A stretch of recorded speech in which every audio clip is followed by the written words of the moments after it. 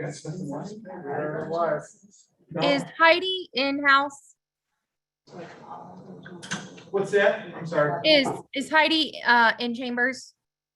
Legislators that we have in chambers are Trish Kerr, Mark Strong, Petrus, Hans, Vitale, myself, and Tim Lattimore. Thank no. you. So Tucker is on remotely, so I just don't have Heidi from the committee. Oh, So we have a quorum, and we will get a move on with tonight. Call the meeting to order. Members are here except for Heidi at the moment. And we have minutes approved from June 10th. Take a motion. Moving by Hans, seconded by Petrus. Any discussion? All in favor? Aye. All opposed? All right, carried. I do have a request from Amanda Morgan, our clerk, also taking the minutes, that if we are making motions to just say our names, because sometimes it's difficult for her to hear or see who's actually making the motion. She can hear the voice, but she doesn't know the voice. So we'll just state our names when we can. I'll try to do that as I go throughout the night for people that are making motions. Otherwise, we don't have any appointments.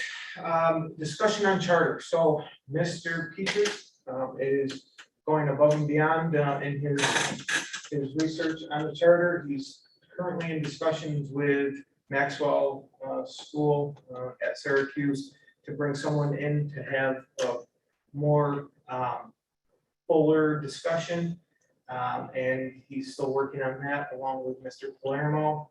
So for this month, we're going to hold off until next month and go from there.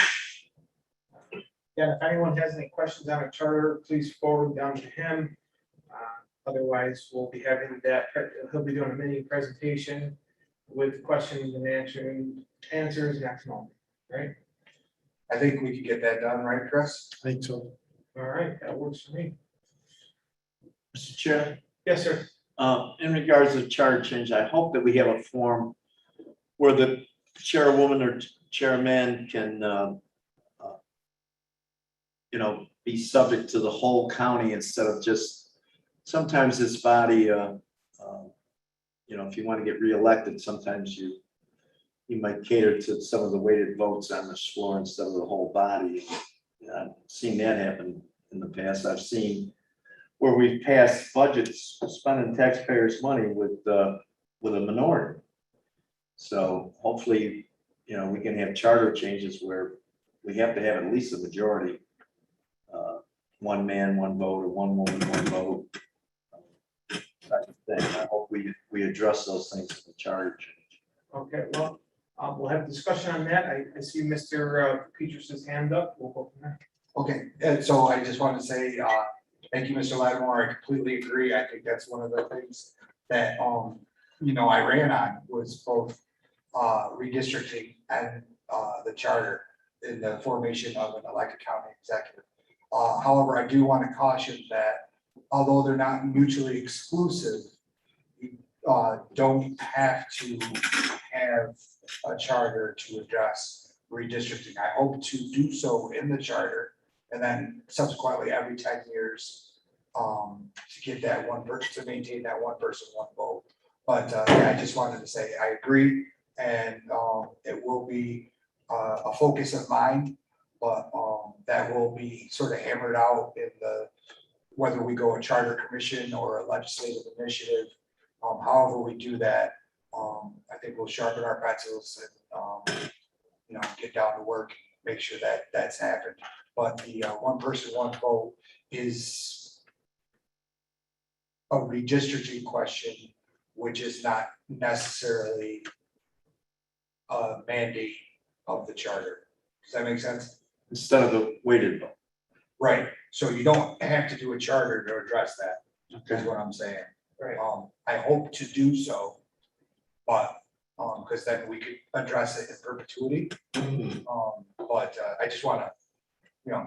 make that clear. Thank you. Sure. Great. Thank you, Mr. Richards.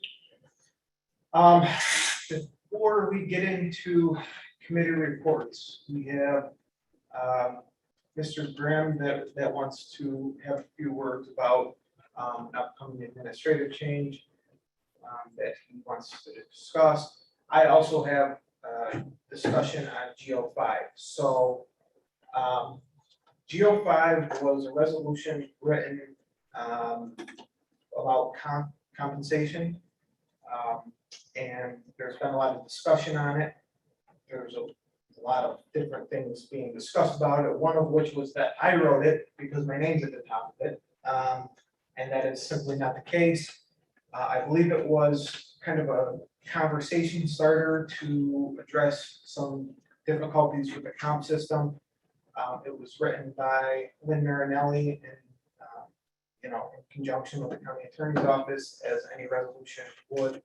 But there has been a lot of discussion on that, and as a result, a lot of questions, and I pulled it.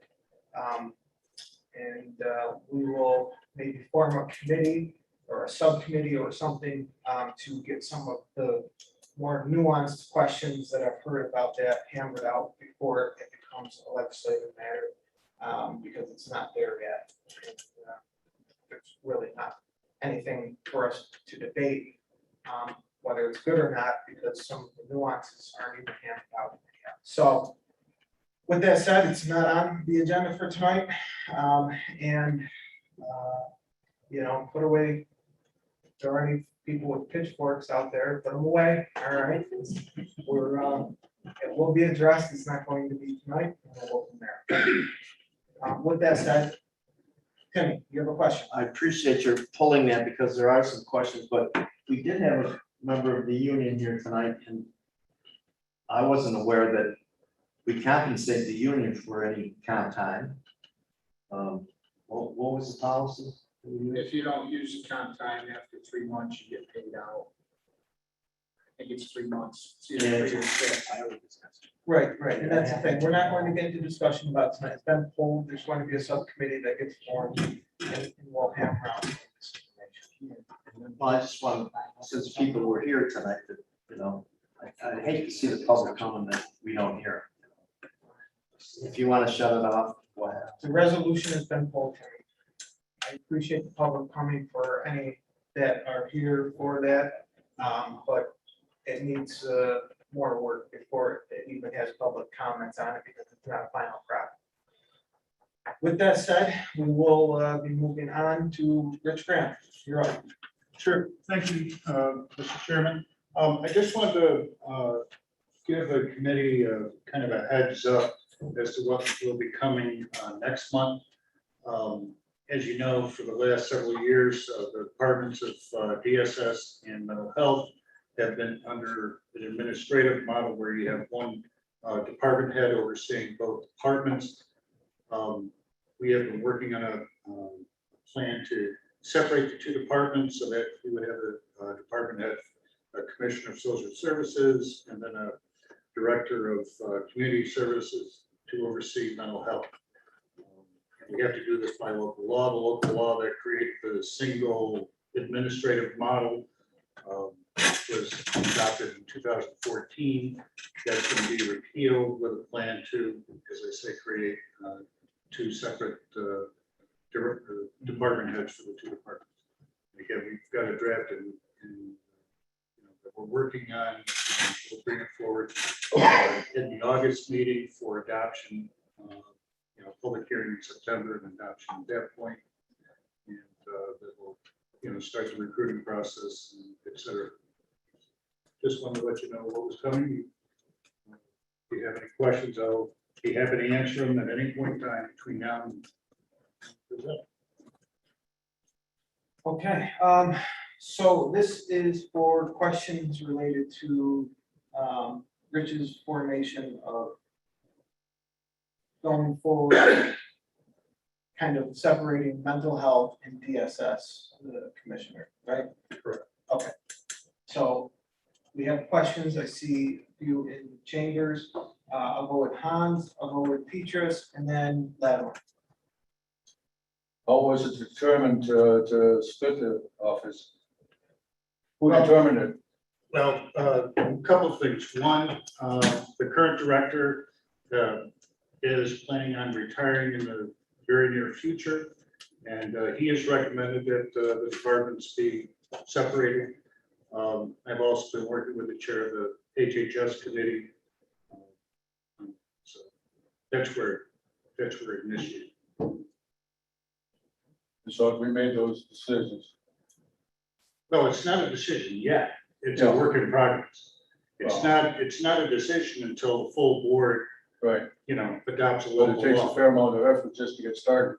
I would grant you that, yes, it does. Okay, thank you. But we'll have a resolution in front of us, to Han's point, that separate, that But- separates them. Correct. To this committee? No, to To HHS. HHS. Right, but Rich has given us an update tonight, that he's starting that process at the end of the. Well, and to your point, we've talked about, which would be the appropriate committee for this. In one sense, it would be for government ops because we're dealing with departments in general. Mhm. But again, both departments are under HHS, we can go through that committee if that's your preference. I mean, I don't have a preference either way. They're both under HHS, and I realize this committee does have some oversight over organization of county departments, but I think that, go to HHS, that's fine. Okay. So just go there. Yep. Mr. Peters. Thank you. So just stop me if, this is discussion for HHS. Because it very well might be. But, I'm pleased to hear that we're, addressing the sort of separation of these departments. It was a Goliath. I was just wondering, has there been, I got to thread the needle, very. Okay, so, has there any indication of a discussion around separating the Director of Community Services from the Director of Mental Health position? In that, it seems to me that there is a, if not definite, a potential conflict of interest in serving in an oversight capacity as well as working in a potentially competitive manner with the Department of Mental Health. So, It's an excellent question, and it actually, it's an anomaly within the mental hygiene law that says that the Director of Community Services is the Executive Director of the Community Services Board. That's mandated, we can't avoid it. At the same time as a department head for mental health, that capacity answers to the legislature for things like budgeting, personnel, and et cetera. The previous model from 2014 conglomerated all of that together with being commissioner of DSS all into one position.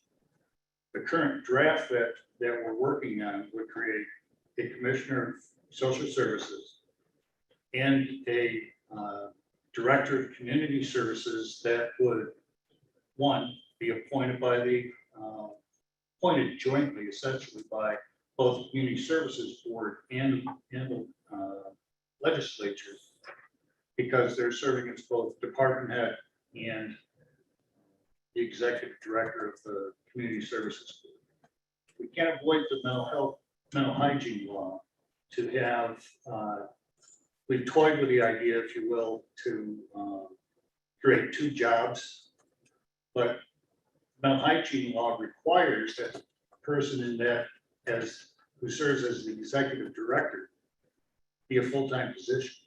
So it really makes it complicated. So it seemed to make more sense to us to just combine the two ideas, and the job description that we have created hasn't gone through civil service yet, but the job description, you know, requires the individual holding that position to answer to both bodies. It's a little dicey, but. Yeah, I It would, is- I guess I would say, It is a model that has been followed by other counties, I can tell you that. Right. Yes, I but it think is some other dicey. states have taken it all the way up to the top, and it's been found to be a conflict of interest, specifically, I think Pennsylvania. I don't, I'm not an attorney, nor did I stay at a Holiday Inn last night, so I can't really speak to that, but, I have it on relatively good authority. So I guess what I would say is just from a fiscal standpoint, I totally understand not wanting to pay the director of community services a full-time salary for a potentially part-time service. However, I would caution my fellow legislators to really pay close attention to the potential conflict of interest with someone who would be awarding grants and contracts to you know, in not necessarily having an objective standpoint. So.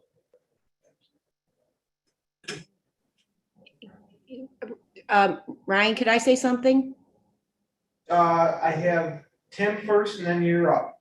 Okay, I don't want, I mean, I'm a member of the health board, so I'd like to hear from the chairman first, and then Elaine, would you speak on your question? Maybe yeah, I guess there was some prior discussion. This has been, this whole transition plan has been. Oh, Elaine, you're muted. Elaine, you're muted. Yeah, okay. The transition plan that has been recommended or discussed by Ray, given the fact that he will be leaving county employment, you know, very shortly after the plan, I believe, is shortly after the 1st of 2022. This plan has been shared. It's been under consideration for months. So to Hans's question, no, this is not a done deal. This is the first step in getting some feedback around the local law that would re-separate those two positions into two separate department heads, being recommended based on the size of those departments and the complexity of the work. In order for this plan to work and have a smooth transition, if this is going to happen, then potentially if this passes after the public hearing, then there would be some consideration to advertising and putting a DSS commissioner in October or some point in time prior to the DC to Ray leaving, and then moving Ray into the DCS position to fill out his term as a county employee.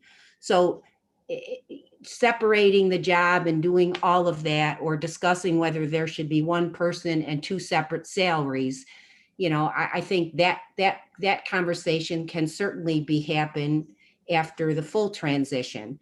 But if this plan is going to work and it's going to meet a transition so that when Ray leaves, there is like, oh boy, now what do we do? Let's find a commissioner. Let's find a DCS. This gives some transition into the plan. If it passes, recruit a director of a DSS commissioner, and then go through the motions of attempting to recruit and fill a DCS position once Ray is no longer working. And again, whether that is one person, two salaries, you know, those decisions can be made. But you know, this is to try to make a smoother transition for his exit from county employment as we can, given the complexities and the size of both of those departments. Tim, I guess, you know. Yeah, Madam Chair, I just want to add to that as a member. I mean, government does some things very well, and I'm just wondering whether or not, like we decided years ago to get out of the nursing home business, and I thought that was a pretty good move. especially through the pandemic, showing us what kind of liabilities there are with running a nursing home. I would like us to see whether or not any part of that structure could be handled by, let's say, the hospital or some other entity that might be in the private sector, that might be able to do a better job than we do as a government. I mean, I'm very concerned about the city of Auburn going into the ambulance business when it didn't have any exposure to liability of running an ambulance and never cost the taxpayers a dime. I'm very concerned about that, and, you know, adding 25 new employees. So we shut the nursing home and things went pretty good, didn't it, Elaine? Well, and I think in fairness, Tim, this has more to do with preparing for, separating the departments and having two heads of those very big departments. The private, this is not talking about outsourcing our mental health services. That's not even on the table at this point in time. That's what you're kind of referring to in the long term, whether the county should continue to operate a mental health clinic. And I think the sense is now that the clinic is not costing the taxpayers. It has a huge footprint in meeting the needs of this mental health needs in this community. And I think that is certainly not part of this discussion, and it would be separate and apart from this. This is government ops, so I just thought I'd throw that. No, I understand. And honestly, if government ops feels that this local law for April or for August should be better served in the Health and Human Services Committee, that's perfectly fine. I thought there was some consideration that because it was restructuring government ops was going to be the committee that should have this resolution come out of it. Rich was going to do the same discussion at HHS on the 12th when HHS meets. But whatever the preference of this committee is, that's, we certainly can have this come out two ways and means from HHS in August, not a problem. Just so I'm clear, this body is, this committee is being considered as one to go through this because we're what? Restructuring the two departments, basically. Or the leadership of the two departments. And does this committee have oversight of restructuring departments? In general, yeah. No. I thought it- I disagree. Okay, He disagrees. so that's what I was concerned about. Everything we do restructures government in some fashion, whether it's a minor change, medium change, or large change. That doesn't mean government operations is the oversight committee for everything. Right. It would be better handled than. And can I just, I would just like to point out, we restructured our highway and public works departments 3 times in the last 2 years, and that didn't go through government ops. This needs to go to the proper committee and get discussed. I don't think tonight or this meeting is where it needs to be. I was making, Tucker, and, just wanted to clarify, we just had, the county attorney clarify that, and so it will be going to HHS, and they'll take it up there, go from there, okay? So, there's no further questions. Anyone that had interest in this discussion, we'll see you at HHS this month. Very good, thank you, yeah. Next up is Cheryl and Katie from the Board of Elections. I see Kate is on, or at least I did see her. I don't know, Kate, do you have anything you want to go over? Not really. We've got 2 resolutions on the agenda for tonight, and they're both just technical changes. It's not anything major. We did receive notification of 2 grants that'll be coming before the committee probably next month for acceptance. They just came from the state board, totaling just about $90,000, and they're for technical upgrades, $75,000 for equipment or upgrades to to improve voting process. And the second one is a little bit under $20,000, and it's for the expansion of early voting. So those will be a good shot in the arm. We knew we were going to get something. We just haven't had an amount on that. The two resolutions, I might just well do them quickly. The first one is we thought we had spent a total grant on early voting, and it ended up that there was $527 left over. We were notified that we've got 500 plus to spend, so we need a new resolution since the other one had expired.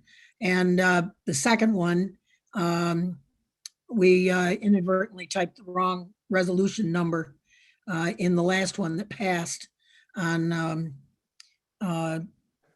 poll worker grant. The grant has already been processed. The paperwork was all done with the state.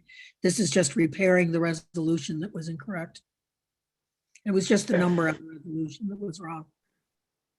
So I'll take a, Mr. Chair, if you want me to move them as a bundle, I Yeah. will. yeah, let's do that. Second. That was a motion by Petrus, seconded by Hans. Any discussion on GO1 or GO2 as well?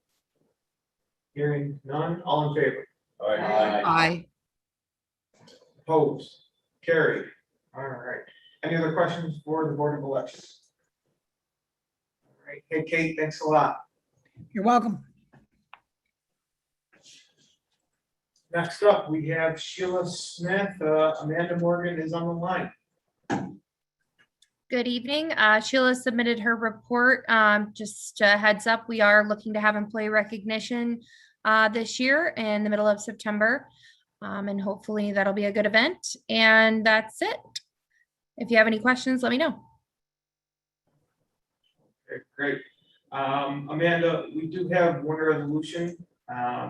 Clerk of the Ledge, GO4, amending the Cayuga County fixed asset policy. Would you like to present that?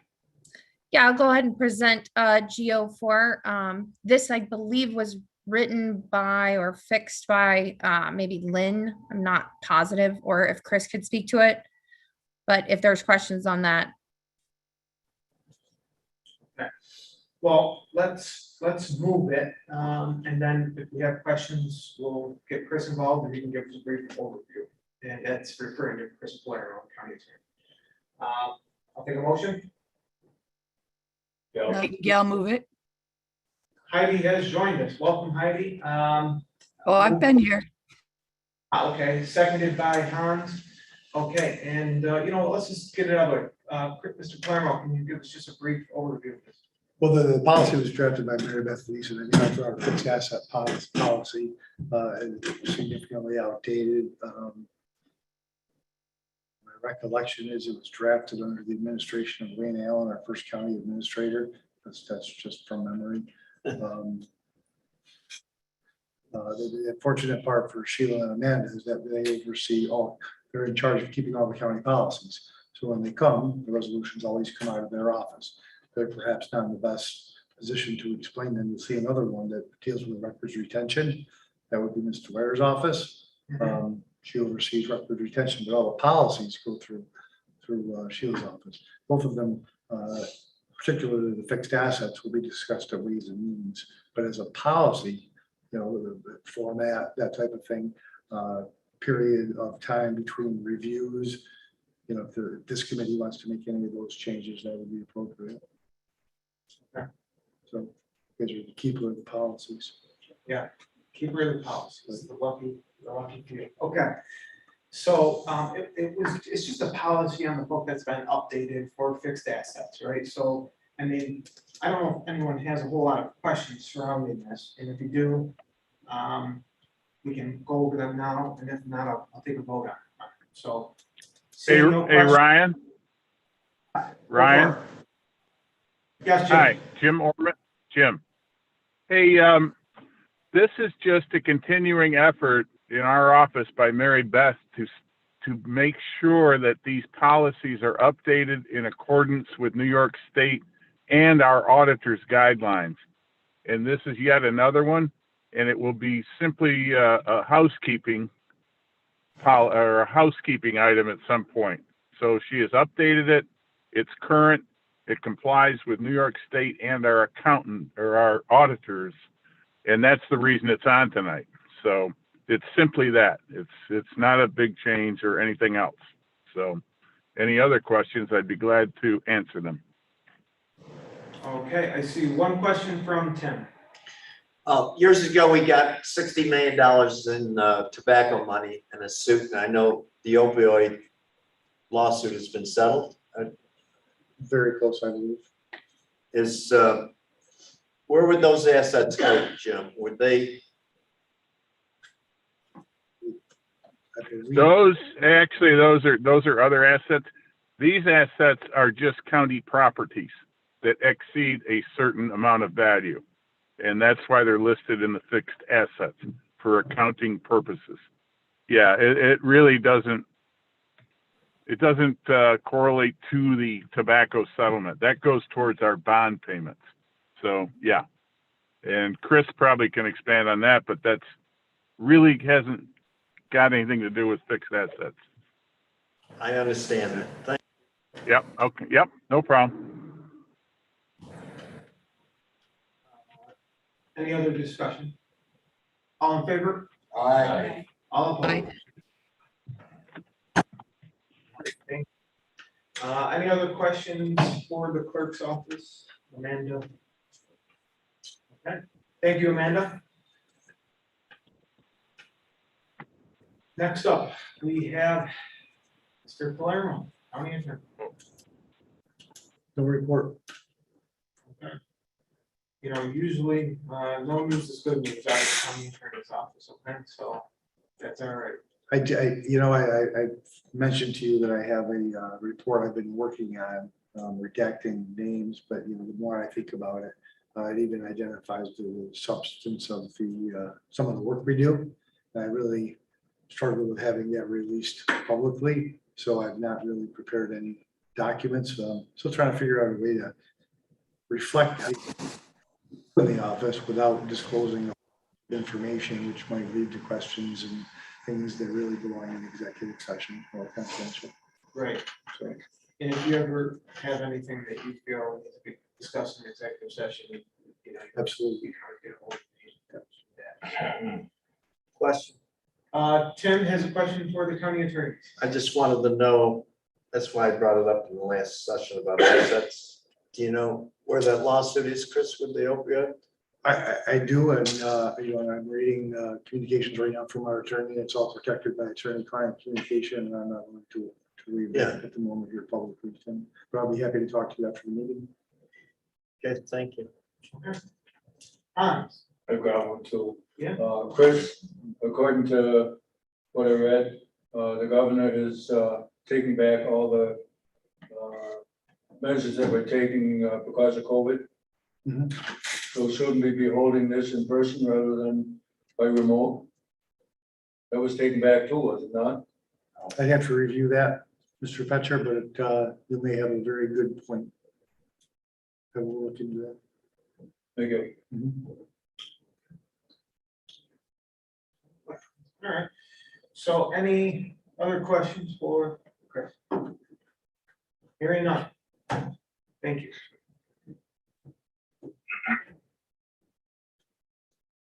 Next up, we have Sue Dwyer, and I believe Dawn Wolf is in place of her tonight. So there's going to be a couple of things with this report. Is that, as I understood it, Sue had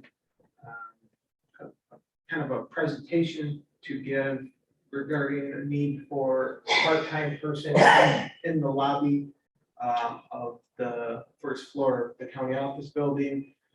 I believe, and I don't want to put words in her mouth, but Donna will explain it further, that she's concerned that when the building opens up, that they're going to have an influx of people that have not been able to make appointments or have been waiting, that are going to flood in through the gates as the building opens up. So I believe her request is going to be a part-time person. Dawn will answer more questions about that. It's not on the agenda tonight, but it was something that has been discussed over this previous week. And I said, bring it to committee and we'll try to hammer it out there. So that's where we're headed.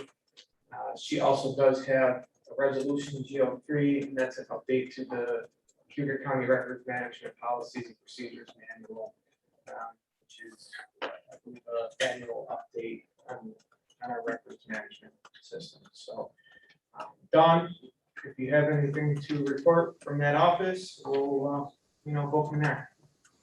Hi, everyone. Yes, I did sit in with a meeting with Lisa, Aileen, Sue, and myself, and it was in regards to having people being able to walk into the DMV office. Currently, our office had been set up by appointment only while the building was closed, appointment only, and drop-offs, mail-in, and they could do online with the state. So Aileen was very interested in having our office be able to be open to the public as a walk-in basis. And part of the discussion was that they believed between the COVID funding and the fact that our office had been cut a part-timer person in last year's budget. Originally, we were cut a full-timer and 2 part-time staff. There were amendments to that this year where we were able to hire a full-time person and a part-time person. But right now we're still down 1 part-time person from previous staffing. We have agreed at that point during the meeting that we would try to open up a hybrid situation. We've talked to many other county clerks to see what was happening in the area. Some have insisted they're going to stay appointment only. Some have opened up fully, and some are doing a hybrid situation. Sue says that, and I agree with her, but which if she was here, she'd be telling you that she has many positive comments about the appointment system.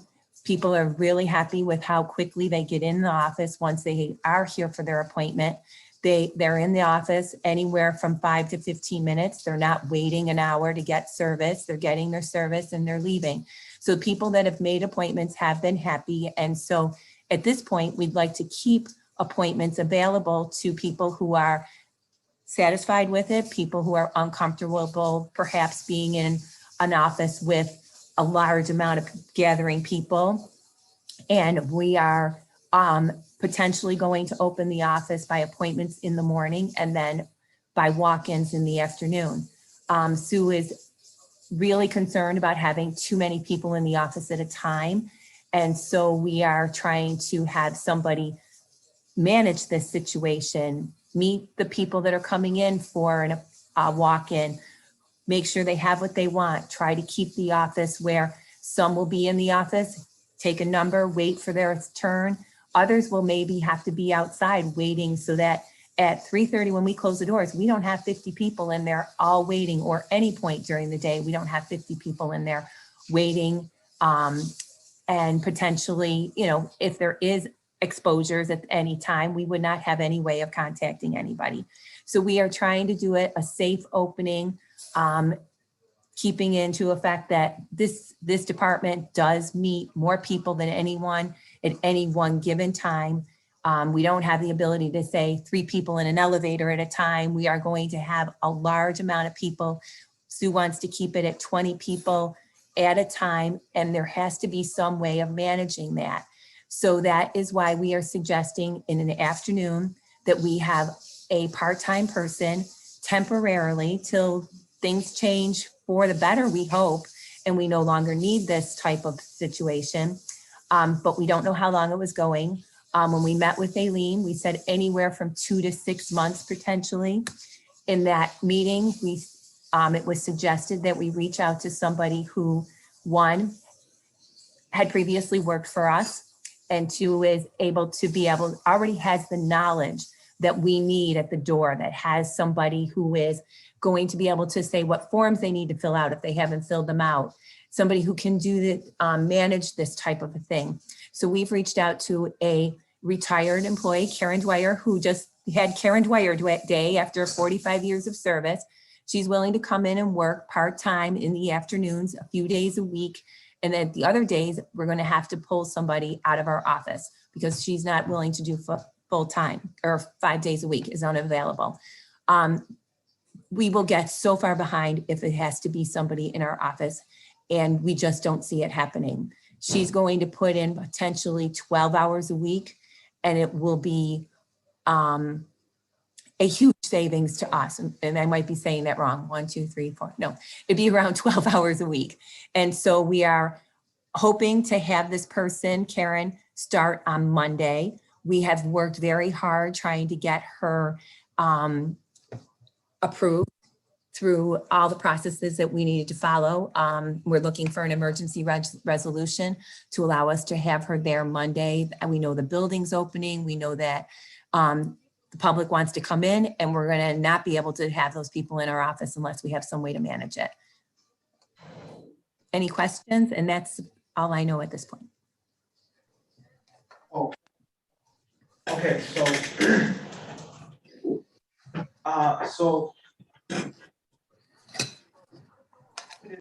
up to the committee is because this past week, they had this discussion, and Sue said, can I pass this through an emergency resolution for this part-time person? Now, if I'm familiar with emergency resolutions, that only requires the signature of the oversight chair, the chair of the legislature, the majority leader, minority leader. And Chair Louise. And Chair Louise. Okay, so, and I said, boy, I don't know how comfortable I am with doing that, because the legislature really should, you know, have a say in this. And I think the thought process was, let's bring it to committee, get the flavor of the committee after they kind of heard this, see if they're comfortable with doing it as an emergency resolution, or if they think it should be a resolution that gets voted up or down, same as any other one. As you heard, she was hoping to have it start Monday. Today's Thursday, so that would be this upcoming, like 4 days. Okay, so they want to move fast. Oftentimes we don't move that fast, and I wasn't comfortable with doing that and without at least talking with the committee first. There's a lot to hammer out. You know, I think that, for instance, we had said, my understanding of how the building is going to open, especially like the DMV, is that it's going to be by appointment only in the morning. And then in the afternoon, it's going to be anyone that comes to the door is able to come in. Okay, that makes sense if that's the case. The reason why it needs to be like that for the DMV is because there's appointments booked until September, is my understanding. So they have all these slots that are taken up. They can't have those people come in for their slots and have the doors open at the same time. Okay, so, and I said, well, how come this can't, if we even did this position, how come we can't sunset after at least September, when those appointments are no longer be there? I haven't received an answer to that question yet. Don might be able to go more in depth with that. There's been other questions raised, you know, how many people are going to be in our lobby at once? Because there's apparently other departments too that will be stationing people in the lobby to greet people and then bring them up to their offices. So you might have a person from DSS there. You might have a person in there from this part-time person. You're going to have 2 or 3 officers at the door, the security guards, and then plus the people that they're with, the general public. It's going to be a lot of traffic there. I don't know how it's going to all be navigable. With that said, we don't even have a cost estimate of what this would run. That would be something I would hope, or where the money's coming from. And, you know, maybe Don can speak to some of those questions. I know that Chris Peters has a question and Tim has a question as well. So should probably let Don speak. Yeah, Don, if you wanna speak first, and you know, we still have a couple of questions too to go through. Yes, I can. I apologize. I'm having bad audio as far as volume. And so Ryan, the one question you asked, I didn't hear. that you said you'd asked it, but you didn't get an answer, and I apologize, I just couldn't hear you, and I'll try to answer it. The other part of it, as far as funding for this, when we were speaking with Lisa and Aileen, and I'm hoping they are available here, they mentioned that they thought because of the situation, that it might be able to come from COVID funding. That's all I remember hearing about that. We're looking at her salary of a part-time person was around $21 an hour. We would be paying her for approximately 12 hours per week. The decision for this was made more than a week ago, and I apologize that it doesn't sound like the committee and the legislators were made aware of this, but we have been working on this for many weeks. We have the system where we call Set More, and you have to go in and make appointments.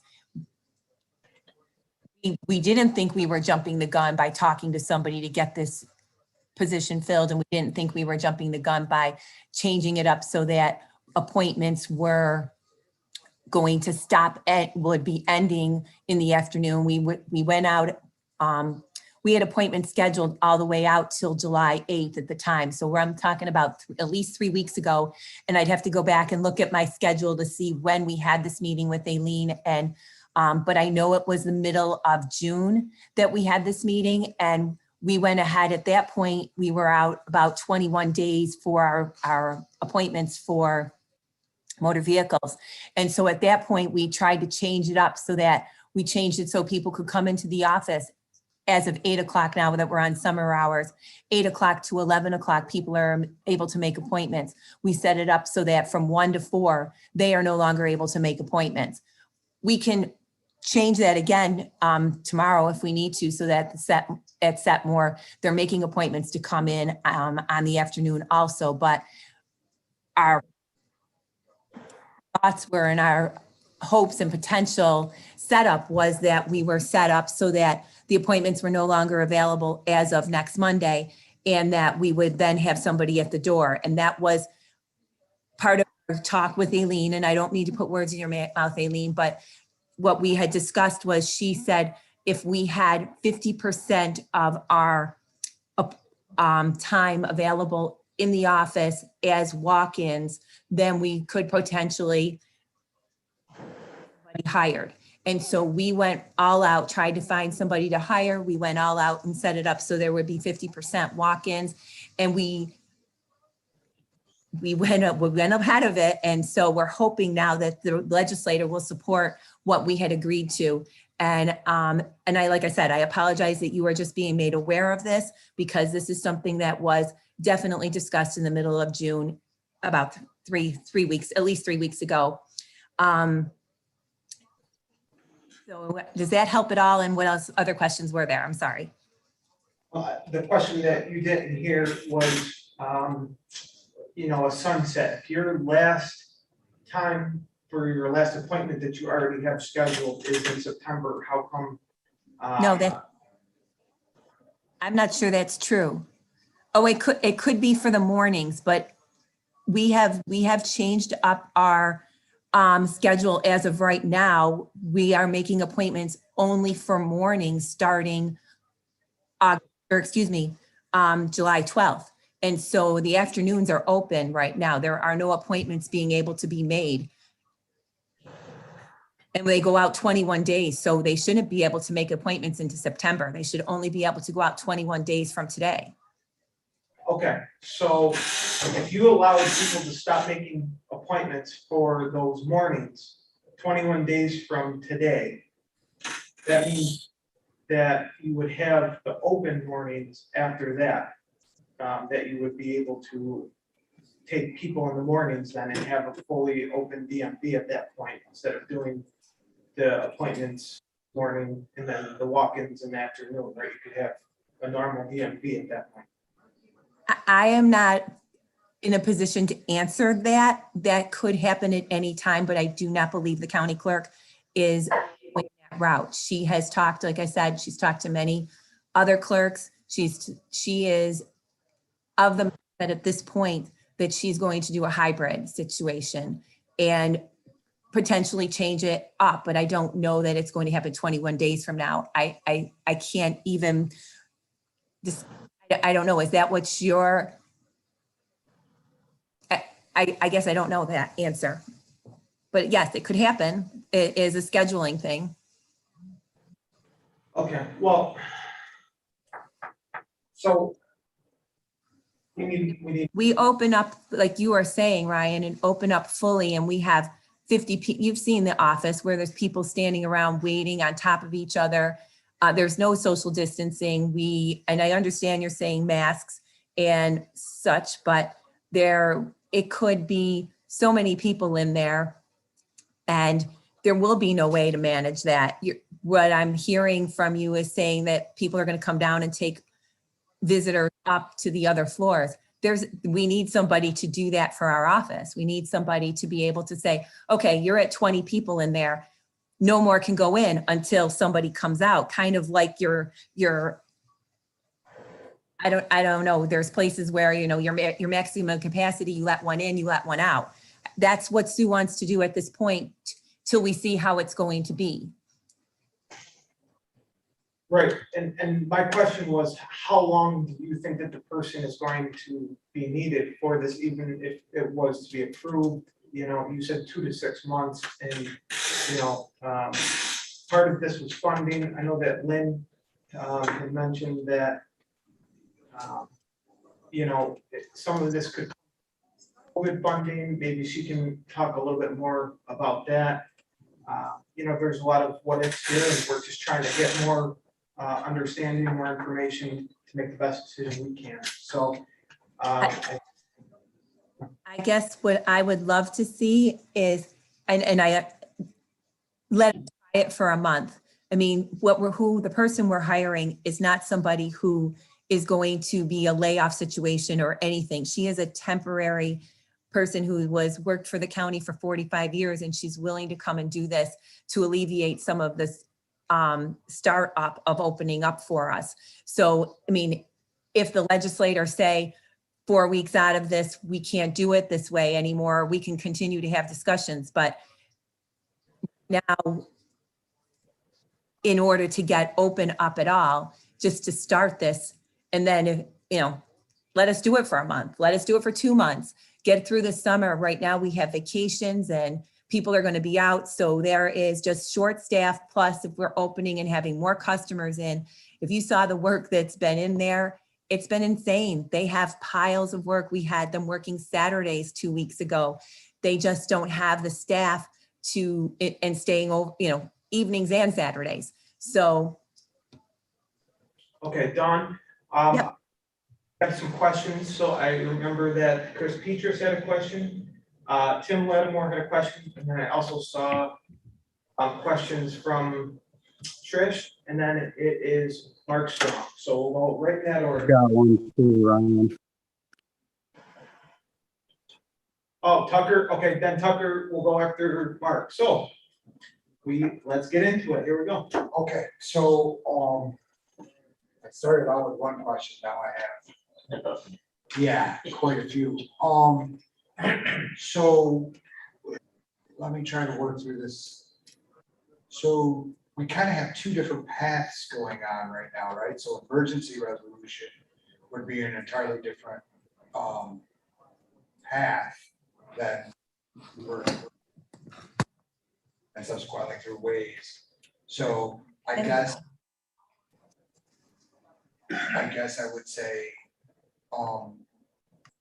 in the interest of just making sure we have all our bases covered, does this resolution exist on paper? And that may clarify some of the questions in terms of where the money's coming from. I mean, we need it. To the best of my knowledge, there is no paper resolution at this point in time. Chris Palermo will probably speak to that. I've not seen them drafted or anything. Hey, Ryan, this is Aileen. Hey, Aileen. Yeah, so, normally an emergency resolution has to do with, life and limb and I guess other major incidents, right? So this didn't seem to rise to the occasion, and I had talked with Chris about that as an emergency. So we felt as though have the discussion at committee and then try to bring a resolution to Ways. And that was communicated to Sue over email yesterday as sort of the best case scenario. But she's fully aware that this is something needing to be vetted by this committee. And also, just to clarify something previously, we're not having folks escorted up in our building.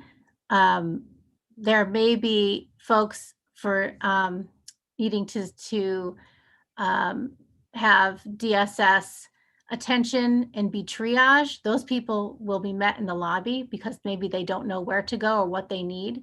Otherwise, it's sort of business as usual. If someone needs to go up to the second, third, or fourth floors, they will be doing that.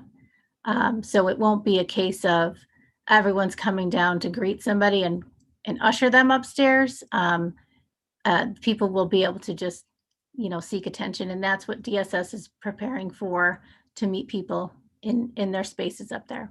I just wanted to clarify that point. There will be a DSS person there kind of controlling traffic, I assume, right? Aileen? That's right.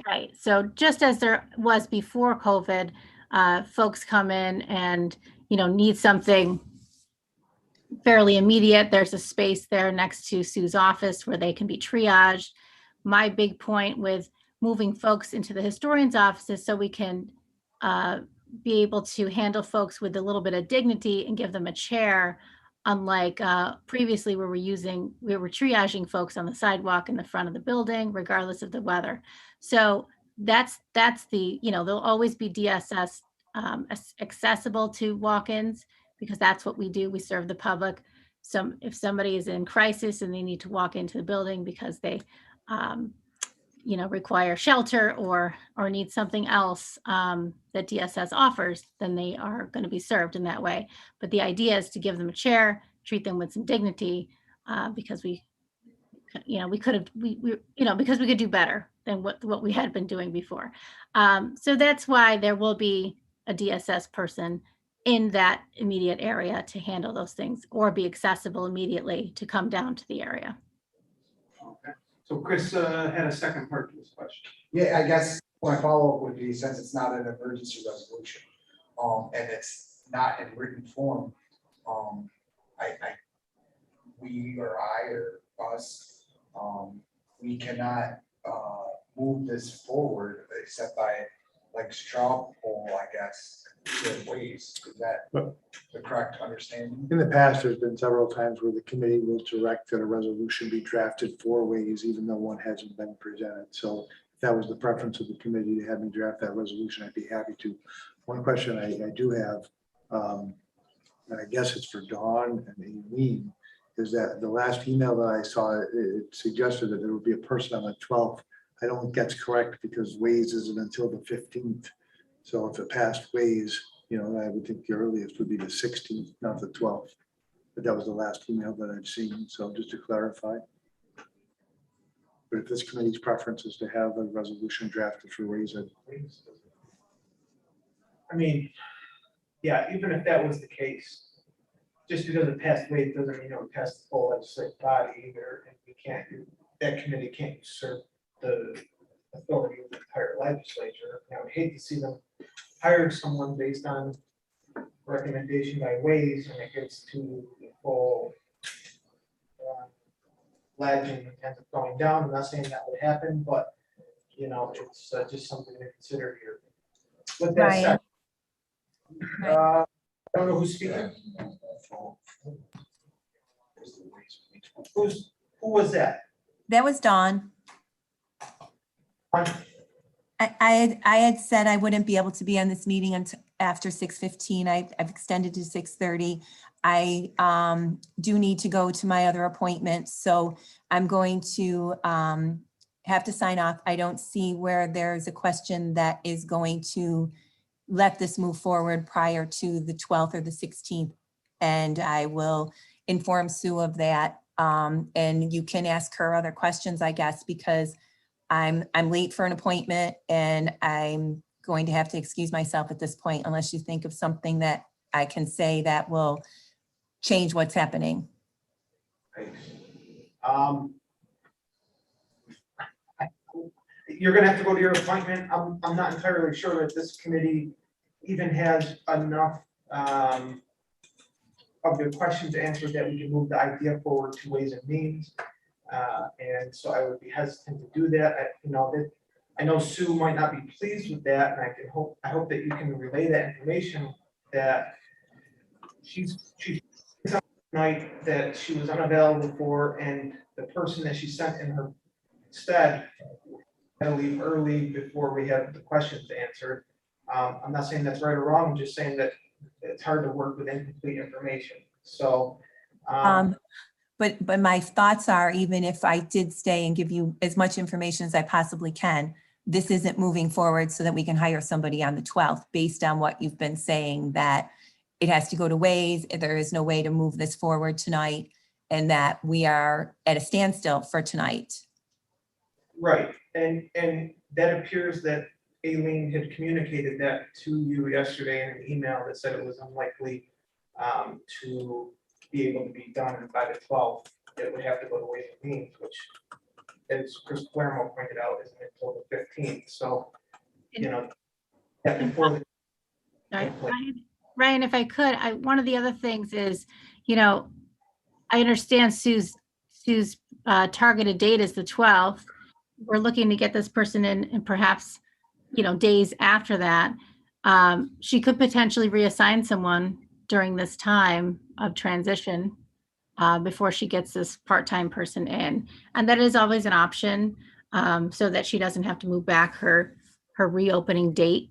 I think that, and plus having somebody who's right in staff and with the knowledge of what needs to be done might be, that just might be something that can be a fix. It won't be an easy fix by any stretch. I understand that you're losing somebody then behind the cashier's booth. However, it is an option. So, and it is, it's coming down to this conversation because, as I said, as my first initial conversations with Chris is, it did not rise to the level of an emergency resolution. So, and in the time since we met with Sue and Dawn, we've all been working together with Lynn and Sue had been working together. They had taken the time to solicit past employees to try to find somebody. So this all has sort of come together, and that they found somebody, that this is something we could potentially do. But at this point, as I said, it didn't rise to the level of emergency. So there are still some kinks we can work out if she still, if we can still meet the reopening date of the 12th. That will be between Sue and, I guess, you, Aileen, but I don't believe that's going to happen. We can, the last thing she told me was that we will be doing it by appointments until we have somebody else to help. But I will sign off and we will have you guys talk about that. So it almost sounds like you can't have the DMV reopened at all to the general public unless it's by appointment, unless she gets this. So that's what we have to go forward with, I guess, right now, whether we agree with that or not. Okay, so, I know other questions, Don, I know you have to go, and we will try to carry this forward maybe next month and see how it goes. So that means it won't be moving to Ways this month?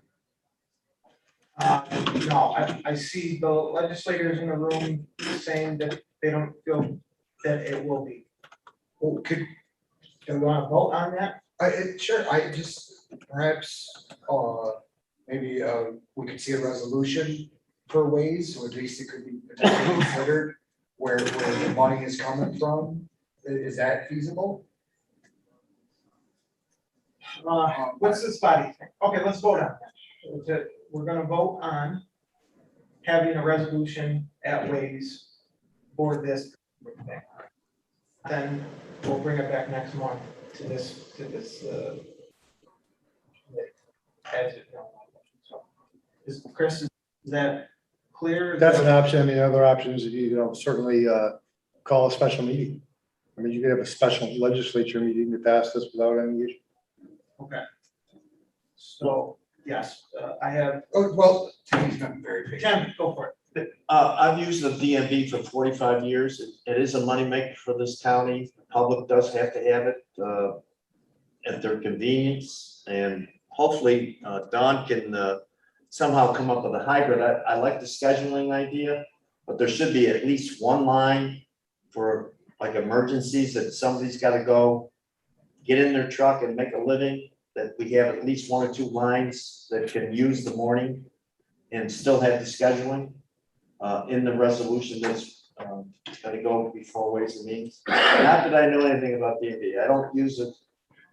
I do use it, but it's, Don, you're doing a great job down there serving the public and under these extreme circumstances. Thank you. So, Thank you. And I do want to say that somebody comes to the door in an emergency situation, we have been helping them every single day. There has not been anybody who has to get to work that isn't getting their driver's license, their permit, their CDL, or their registration done while we've been closed. We have been making it happen right along. I appreciate that. So, you know what, I'm like, here's the thing. Okay, there's no handbook for what to do in this situation, right? It's kind of an oddball situation. What I'm going to do is to leave it up to the committee to say, we're either going to move the resolution, try to have it Going. next month. And so, Chris, we're, okay, so There are other options too. but- there are other options within a special meeting. But it will be the recommendation of this committee whether to move that resolution forward to ways. So can I have a motion for that? Move forward. Okay, Hans said he wants to move forward to ways. Seconded by Mr. Petrus. Any discussion on that specifically? I've still got comments and questions. And I still have Trish that wanted to speak, and then Tucker, you're right after, so let's go with that. Oh, Trish. I definitely support moving this to ways. I do like the hybrid model. I know that the appointments work really well for some people, especially people that have, just a few minutes in the day to get something done. So I support it. My only questions were around, I think there's an issue also with the guards needing to kind of shift back to their normal workload down there as well. I know they've picked up a lot of the work in the lobby, processing and filtering the public through. And I think that was part of the consideration here too, was that there's going to be a gap when they go back to do their normal job more full time. And also there's a health screening piece of this too. So I didn't know if this person would be doing that or would the guards be doing that? How's that gonna look? Shall have to get those questions answered at ways, I suppose, if this passes. Don, I believe it's gone. I have no idea. So that's where we're at. So Tucker, you're up. All right. I mean, as far as the emergency goes, I don't know what the emergency or even urgency is for this. This is a want, not a need. The DMV does not need to open to the public on the 12th. It does not need to open to the public in August. They could continue with their appointments and set an end date on their appointments. And when the appointments are all done and they've run their course, that would be their official opening date. The system seems to be working well. I've only heard positive things about it. So I don't really see the urgency or emergency. And I'm struggling with the want or need for extra help. Is there suddenly an influx in in the amount of customers we have coming to the DMV, or is it the same amount? They would have their appointments and they would have a few walk-ins. I mean, assign somebody to the walk-ins. And I mean, I'm not going to tell Sue how to run her department. I guess I have questions about why they would suddenly need more help.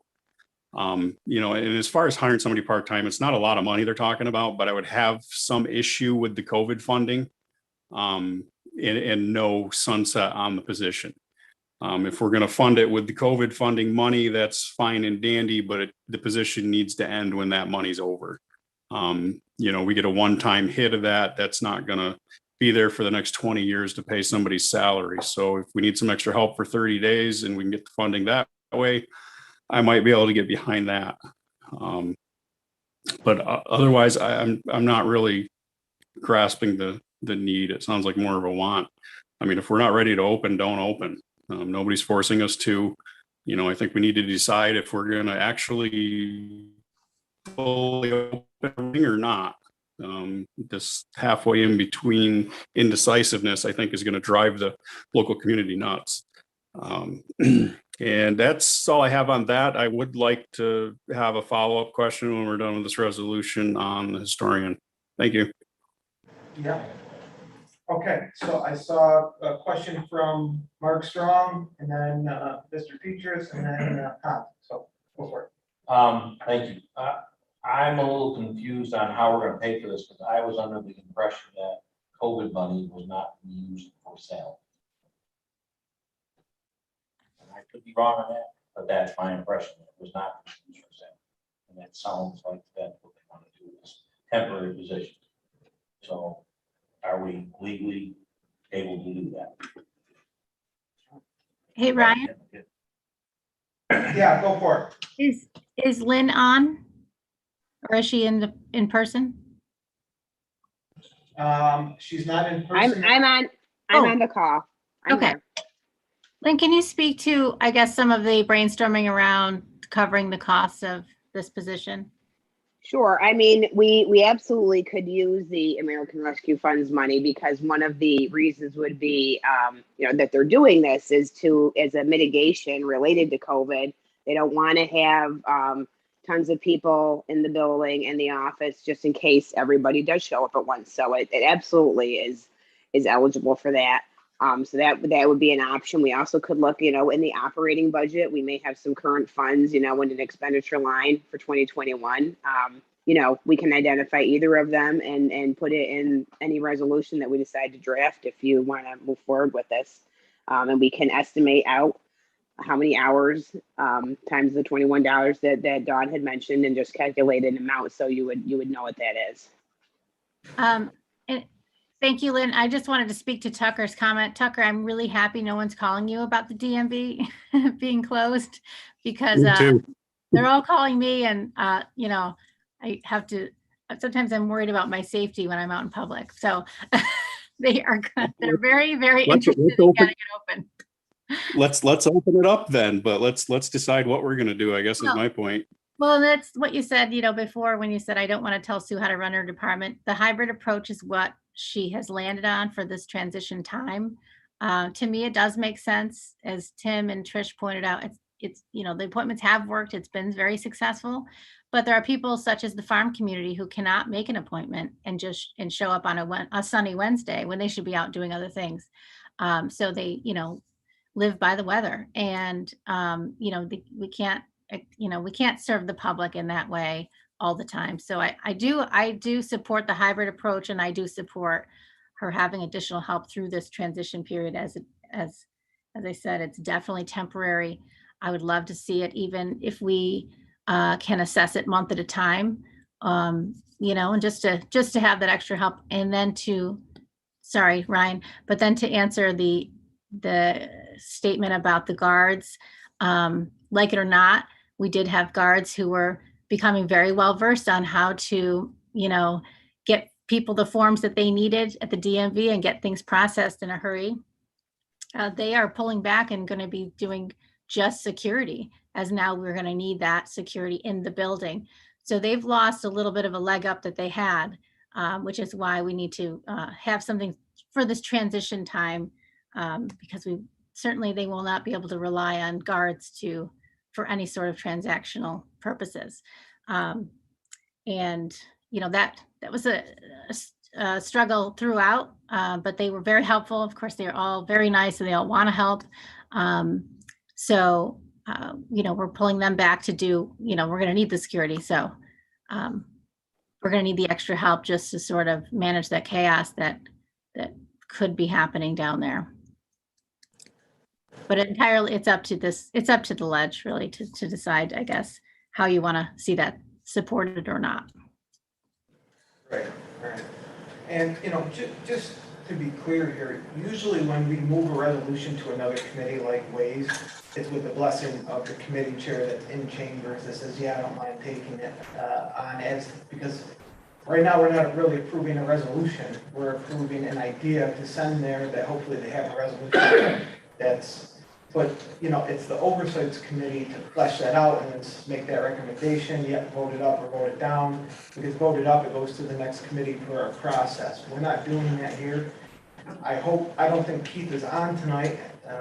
And I hope he says, yeah, that's fine. We'll take this resolution and maybe look at the monetary aspect because that's what Ways is really there for.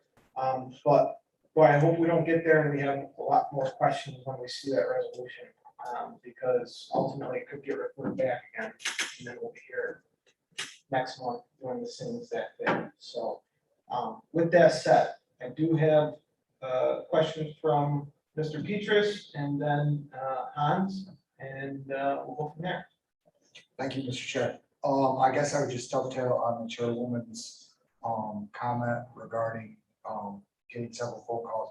I too have gotten a plethora of phone calls regarding it. People who just feel more comfortable with going in.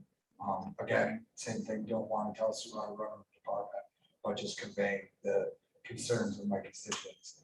And just very quickly, I think that I can't help but ponder Legislator Petcher's statement from before regarding the governor's statement of us being completely open. I guess I would like to get an answer there, just trying to find the path of least resistance. Maybe that if we found out about that, that would answer some of our, or alleviate some of our concerns, and we would be able to just, I think people in general are anxious to get back to Mr. Fuller? Yes. I would point out that the county is still under a state of emergency. There are certain emergency orders that at the present time we are required to have in place in order to have certain nurses administer vaccines and various other things, which we couldn't do without that emergency order. So the opening and closing of the building would still be under the discretion of the chair, unless, appeal to this body. But Mr. Petcher's point, I think, was pertinent to open meetings law as to whether or not the use of remote connections to the meeting was allowable. And there is no way that we can override state law, unlike the governor, who certainly can. So I want to just bifurcate that question. So perhaps this is a question, because I don't want to belabor this point for too long, but is there a sunset date on the emergency? We renew them every 30 days. I'm sorry? We renew them every 30 days. Okay. Start. So that the law requires if you don't renew it after 30 days, it's expired. Right, so if we don't renew it again, then we'll. Correct. And our nurses will no longer, and that's a Kathleen Cuddy question, and I really don't have any information on that. I just know that the emergency order was necessary to assist with the vaccinations. Right. And just for my question for Eileen, and I'm sorry, Hans, and but I just want to make this clear. Eileen, are we saying that Sue could open up the DMV to the public the way she sees fit? But what she's saying is she can't do that right now, and she would much prefer to have the appointments still going, the hybrid model, I guess, right? Is that what she's saying? Just so I understand. I don't know what her long range view is. I just know that, personally, I think that she needs to open completely. However, getting there is going to be a transition, whether she remains hybrid or not. Winding down the appointments is going to be a process, and getting to all the work that they're needing to get through in order to say, I mean, right now, when folks make appointments, they have,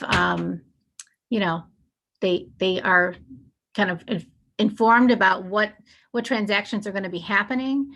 When the public shows up, they could want any number of things to happen. And those transactions were able to be spaced out a lot better when there's appointments, because they knew if someone just needed a renewal, it's a 10-minute appointment. If someone needed to take a test, it was much longer, but they knew all that in advance. And now they won't. So that it's gonna kind of just leave a lot of lag time just getting back to processing.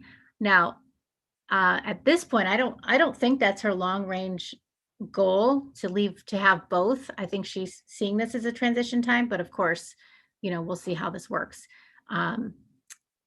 So I think, either way, it's just this transition time of, kind of getting back to some semblance of order of having a DMV that's really open and accessible. And, that's going to be a long-term, a long-range planning between her and I believe, moving forward after this, initial probably month of this hybrid approach. We'll see how it goes. Right. Because what Don was saying is that they're only booking 21 days out for appointments. So Yeah, I didn't know that. Sounded like she already had, the way it was presented to me was, a few months out. And I believe September was thrown out in our meeting. So that's why I was like, 21 days. I mean, that's a much shorter transition time, technically. So, that's something that we'll need to sit down with Sue and figure out. Okay. And Hans, finally, sorry. I got a comment. Yeah, go for it. And this, what we just did, this exercise is what's wrong with government. We're trying to overrule the department head, what that person wants to do. That's why we have them. And here we're spending all this on basically, it's a couple $1,000 item. And yet $1 million we approved just like that. Thank you. Okay, all right. So we have a resolution on the table, or on the table. Any other comments, questions before we vote? All in favor?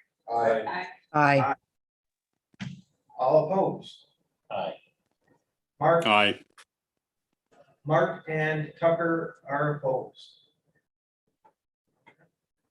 Then we'll see it at Ways and Means, and that will hopefully be a resolution that says it's a part-time position with the sunset, where the money is coming from, how much it's going to entail, all that fun stuff. I mean, that's what this committee is looking for at the very least. A couple of express lanes in the morning. Oh, a couple of express lanes where you get coffee too. We still have, I believe, GO3 that needs to be moved and seconded. And she talked about it. So I'll go back to that real quick. It moved? It was not moved. Amanda, do you have a motion for GO3? No, I do not. So Mr. Peters just moved it. I'll second it. Any discussion? Not all in favor? Aye. Aye. All right. Aye.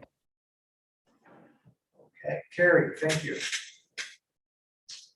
And last but not least, well, we have Mr. Borman. Hello there. Good evening. Thank you, Mr. Foley. I don't have a report for today, but I did want to share my appreciation of the support of the staff, the department heads, the legislature, government operations, the steering committee, and everyone that have been involved with me in my interim role for the last 2.5 years. So do appreciate the support. It's very difficult for an organization to have a stranger walk in and take over a department. And I've been nothing but supported. So I do appreciate that. And I look forward to my transition or at the end of the month. So wanted to share my appreciation. I have a comment from Mr. Palermo. I would like to reciprocate those very sentiments from the county attorney's office. Mr. Borneman, you've been extremely helpful with everything we've needed. And to your comment that it's difficult for somebody, a stranger, to walk in, not when that stranger has a resume like you do. Greatly Appreciate that. I appreciate that, Mr. Palermo. It's been good working with you, and look forward to finishing up over the next few weeks, Thank or you. whatever the county deems. And thank you, Mr. Foley, for allowing me to. Yeah. Yeah. Thank you.